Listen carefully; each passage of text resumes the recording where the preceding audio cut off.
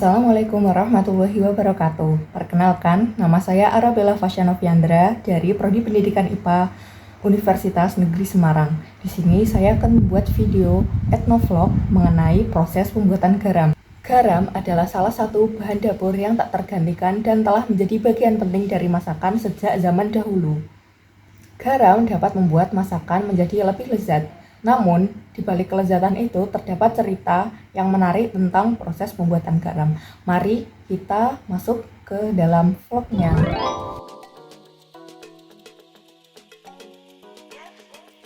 Kabupaten Tuban di Jawa Timur telah menjadi daerah penghasil garam yang berperan penting dalam industri. Terletak di pesisir utara Jawa Timur yang berbatasan langsung dengan Laut Jawa, Tuban memiliki akses mudah terhadap air laut, memfasilitasi proses pengambilan air laut untuk diolah menjadi garam. Iklim panas dan kering sebagian besar tahun ini di daerah ini mendukung proses penguapan air laut yang diperlukan untuk menghasilkan garam. Selain itu, tradisi dan pengetahuan lokal yang telah diwariskan secara turun-temurun memainkan peran penting dalam menjaga kualitas dan keberlanjutan produksi garam. Meskipun demikian, beberapa petani garam di Tuban juga telah mengadopsi teknologi modern dalam proses produksi mereka. Hal ini untuk meningkatkan efisiensi dan kualitas hasil. Dukungan pemerintah setempat dalam bentuk infrastruktur dan pembinaan juga telah membantu para petani garam untuk meningkatkan produksi dan meningkatkan taraf hidup mereka. Pada kesempatan kali ini, saya akan menemui salah satu petani garam yang berada di Desa Bliwetan, Kecamatan Palang, Kabupaten Tuban. Yuk ikuti terus.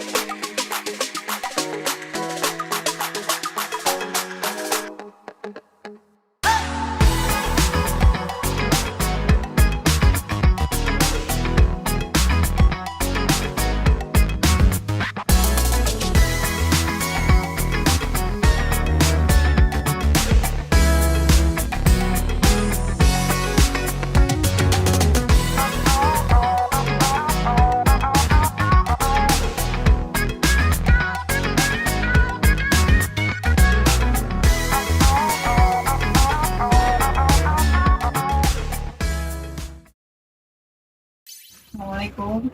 Dengan Bapak siapa, Pak? Pak Budi. Saya Arabella Fasya dari Universitas Negeri Semarang. Di sini saya mau bertanya-tanya tentang tambak garam. Bapak bertani garam itu mulai dari kapan, Pak? Sejak kapan? Saya mulai 1996 Ya. sampai sekarang.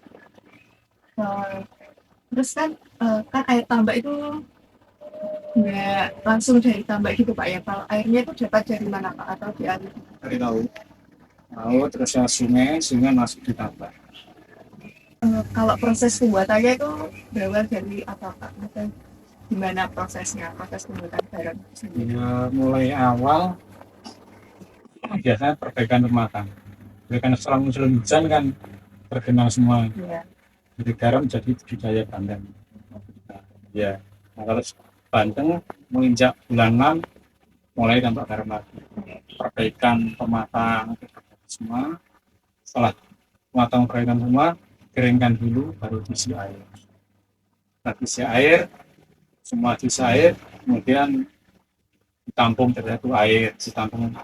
Jadi tampak garam ada yang namanya bosem, tempat tampungan air udah, kemudian peminian, kemudian ada bunker untuk tampungan air tua, kemudian ada meja kristalisasi. Jadi awalnya dari bosem tadi diisi dulu, setelah itu dialirkan ke peminian 1, ke peminian 2, 3, dan seterusnya, terus nanti dimasukkan ke bunker. Jadi kayak kadar garamnya dari tempat-tempat itu Berbeda. Kalau bosem biasanya PE-nya 2, terus masuk peminian bisa 3, di tingkat peminian lainnya 4, 3 lagi 5. Bisa Apa namanya tadi? peminian, bahasa nasionalnya gitu. Peminian. Iya, kalau bahasa tradisional yang beda-beda. Kalau Tuban peperan gitu. Iya, kalau yang Madura beda lagi. Jadi bahasa nasionalnya itu peminian. Tiap daerah itu punya bahasa masing-masing. Iya, tapi bahasa nasionalnya peminian. Bosem, meja kristalisasi, terus bunker. Alat apa saja Pak yang digunakan untuk membuat dalam pembuatan garam itu? Kincir angin, paling enggak pertambah itu 2. Untuk yang masukkan ke bosem, dan yang untuk minta air dari peminian 1 ke peminian lain. Alatnya kemudian ada yang apa itu silinder. Kalau bahasa nasionalnya bendur, kayak silinder itu lah, pakai itu bahasa nasional bendur itu. Kemudian alat panen. Alat panennya biasanya apa aja Pak? Ya pakai, ada yang dulunya itu pakai kayu, sekarang yang banyak pakai paralon. Ya, terus sama ekor yang boran itu, terus dikasih bambu panjang. Nah, itu kalau nggak ada angin. Itu ya, kalau nggak ada angin pakai. Kayak manual gitu Pak. Iya. Kalau ada angin baru pakai yang kincir. Iya. Gitu. Terus kira-kira faktor apa saja Pak yang mempengaruhi dalam proses pembuatan garam itu sendiri? Iya, cuaca. Terus kalau kan ada cuaca musim hujan sama musim kemarau, itu garam yang dihasilkan itu berbeda nggak Pak? Jumlah yang dihasilkan?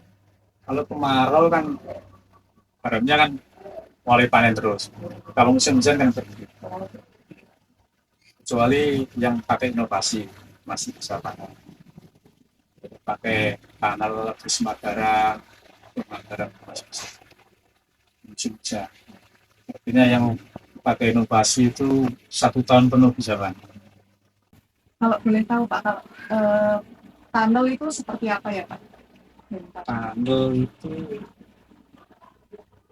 fungsinya kan menambah, tapi saya kasih videonya ya.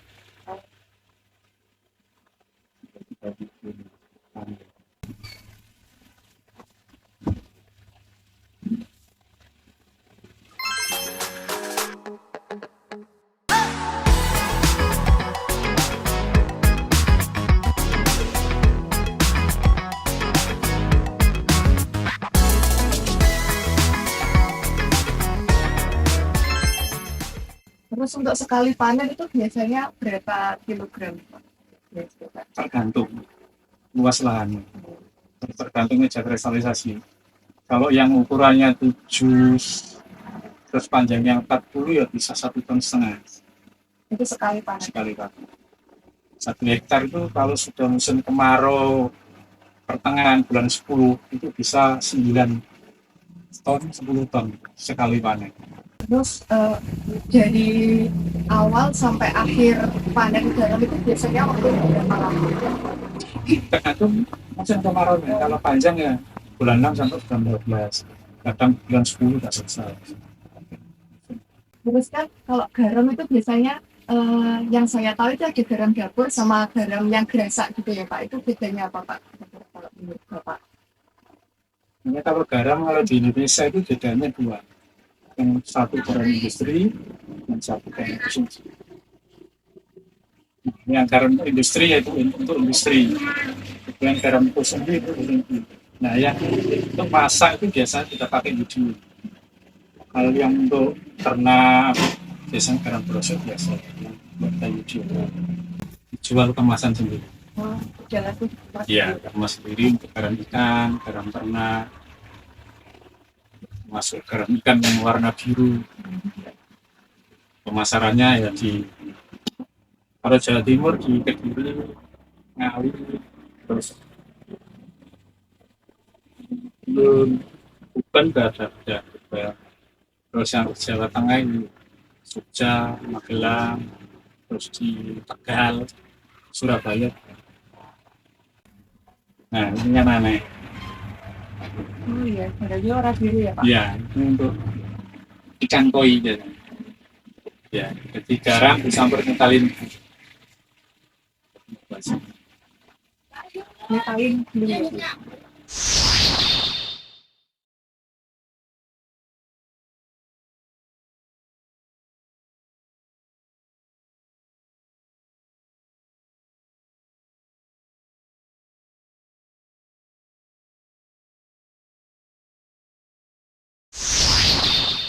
Mungkin cukup Pak untuk informasi tentang tambak garam. Terima kasih atas waktunya.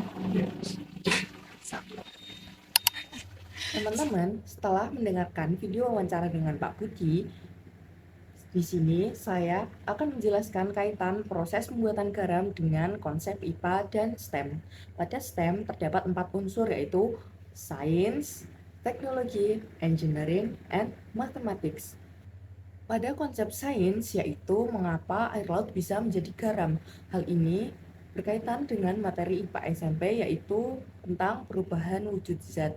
Jadi, garam berasal dari air laut yang dialirkan ke tambak. Lalu, dengan cahaya matahari, air laut menguap dan menyisakan garam. Peristiwa tersebut adalah perubahan wujud menguap, yaitu perubahan wujud dari cair menjadi wujud gas. Dari peristiwa menguap tersebut, menyisakan kristal garam. Kristal garam ini terbentuk karena konsentrasi garam dalam larutan air laut tersebut melebihi titik jenuhnya. Selanjutnya adalah unsur teknologi. Teknologi yang digunakan pada proses pembuatan garam ini adalah dengan menggunakan tunnel. Tunnel merupakan suatu bangunan tambak yang dapat digunakan untuk menghasilkan garam selama setahun penuh. Jadi tidak perlu menunggu musim kemarau untuk panen garam. Selain itu, Pak Budi mengatakan juga terdapat garam yang warna biru. Garam warna biru ini dicampur dengan zat yang bernama metalin blue. Pak Budi juga menjelaskan bahwa garam tersebut biasanya digunakan pada ikan-ikan, terutama pada ikan hias. Nah, secara sains, hal ini karena zat metalin blue mengandung antimikroba yang memiliki efek antifungal dan antiseptik. Hal ini dapat membunuh dan menghambat parasit pada ikan-ikan. Selanjutnya adalah unsur engineering. Pada etnovlog ini, engineering yang digunakan pada proses pembuatan garam adalah kincir angin. Kincir angin digunakan untuk menghasilkan energi listrik. Konsep kincir angin ini juga berkaitan dengan materi IPA SMP loh, yaitu pada materi gaya dan gerak. Hal ini karena kincir angin digerakkan oleh angin. Gerakan tersebut dapat mengubah energi gerak menjadi energi listrik. Energi listrik tersebut diubah dari energi gerak oleh generator. Dan yang terakhir adalah unsur matematis. Unsur matematis ini terdapat beberapa, yaitu yang pertama adalah jumlah garam yang dihasilkan. Jumlah garam yang dihasilkan tergantung pada cuaca dan luas lahan. Pak Budi mengatakan bahwa lahan yang memiliki luas 7 kali 40 meter dapat menghasilkan 1,5 ton garam pada sekali panen. Lalu yang kedua adalah jumlah energi listrik yang dapat dihasilkan oleh kincir angin tersebut. Kincir angin pada tambak itu minimal terdapat 2 dan satu kincir angin dapat menghasilkan sebesar 10.000 watt energi listrik. Sekian etnovlog dari saya, semoga bermanfaat. Jangan lupa like, comment, and subscribe, dan tunggu video menarik selanjutnya. Dadah, sampai jumpa.